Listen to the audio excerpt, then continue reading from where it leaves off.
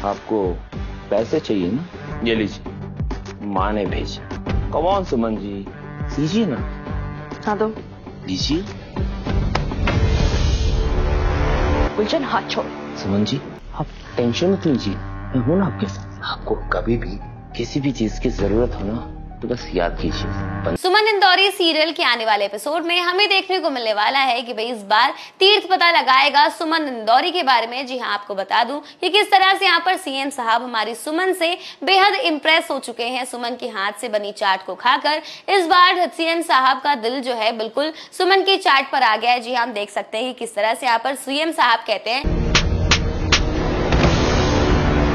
ऋषि ऋषि ऋषि ऋषि रुक जा। मेरी बहन पर हाथ रखने की, हाँ? अगली बार मेरी तरफ आंख उठाकर देखना तो पहले आंखें फोड़ दूंगा तेरी। ऋषि नहीं बेटा। तू तो गया और तुम सब गए। अब आना मेरी माँ के पास पैसे मांगने। और तू कि भाई उनका पेट फटने वाला था लेकिन उनका मन ही नहीं भर रहा था और वो खुद को रोक ही नहीं पा रहे थे इतना टेस्टी चाट खाने से। और इसी के साथ उन्होंने सुमन की बेहद तारीफ की तीर्थ के सामने, उसके पूरे परिवार वालों के सामने। और आपको बता दूं कि भाई इस मौके का फायदा उठाते हुए हमारी सुमन मैडम ने सीएम साहब के सामने अपनी बड़ी दरख्वास्त रखी है और वो कहती है कि मैं चाहती हूँ तेरा तो पूरा साल बर्बाद। तुम सबको सड़क पर भीख नहीं मंगवा दी ना तो मेरा नाम भी गुलशन नहीं। कहाँ से भरोगी मैं भूए की फीस? वो फीस देने के बहाने तो जो छेड़ रहा था।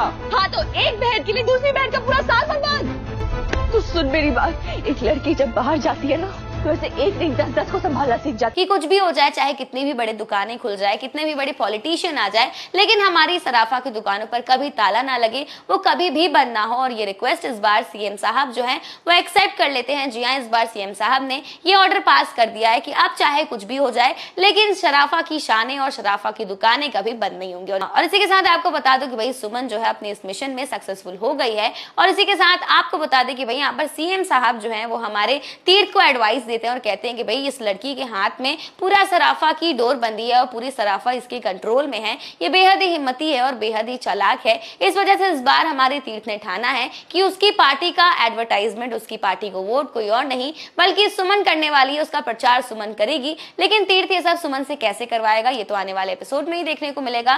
खैर फिलहाल आपको बता दूं कि भाई इसी बीच यहाँ पर सुमन और देविका के बीच एक बड़ी जंग भी छिड़ने वाली है, जहां पर हम देख सकते हैं कि भाई किस तरह से यहाँ पर देविका हमारी सुमन को खरी खोटी सुनाती है और कहती है कि भाई दुकान के सामने पैसे मांगने वालों को हम भिखारी कहते हैं। और इसी बीच यहाँ पर हमारी सुमन ने देविका को मुंह तोड़ जवाब दे दिया और कहती है कि भाई हम अपने हक का पैसा जब छीनना भी पड़े तो हम छीन लेंगे, और अगर आप हमारी मेहनत के पैसे को भिखारी का पैसा कहती हैं, भीख का पैसा कहती हैं, तो इससे आपकी असलियत दिखती है, आपकी अपनी औकात दिखती है। जिसे सुनने के बाद भाई मित्तल फैमिली काफी नाराज हो जाती है। और इसी के साथ आपको बता दूं कि भाई ऑलरेडी यहाँ पर मित्तल फैमिली की नजरों में सुमन काफी विलन बन चुकी है। लेकिन इसी के साथ आपको बता दूं कि इस बार हमारी सुमन मैडम की एंट्री होगी तीर्थ के घर में। लेकिन सुमन वहां पर क्या करने गई ये तो आने वाले एपिसोड में ही देखने को मिलेगा।